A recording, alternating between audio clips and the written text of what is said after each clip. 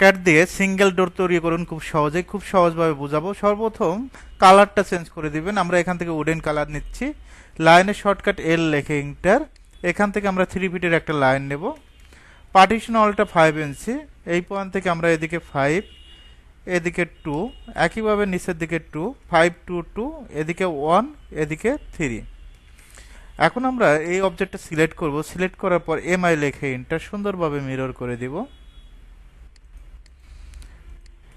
লাইনের শর্টকাট এল লেখে এন্টার। এই পয়েন্ট থেকে আমরা 7 ফিটের একটা লাইন নেব।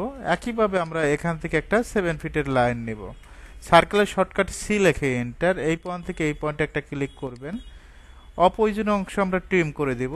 টিআর লেখে এন্টার। জাস্ট সুন্দরভাবে একটু জুম করে কাজ করবেন, এটাও জুম করে কাজ করবেন। এই পয়েন্টে ক্লিক করব। তারপর রেক্ট্যাঙ্গেল নেবেন, আর ইসি লেখে এন্টার। এই পয়েন্ট থেকে এই পয়েন্ট জাস্ট একটা শেপ ড্র করে দিবেন। তারপর কপি, সিপি লেখে এন্টার। এই পয়েন্ট থেকে এই পয়েন্ট সুন্দরভাবে আমরা কপি করব। এখন আমরা ডোরের মেজারমেন্ট চেক দিব। ডিএলআই লেখে এন্টার। 3 ফিট, 3 ফিটের একটা সিঙ্গেল ডোর। আশা করি যে কোনো মেজারমেন্টের সিঙ্গেল ডোর তৈরি করতে পারবেন।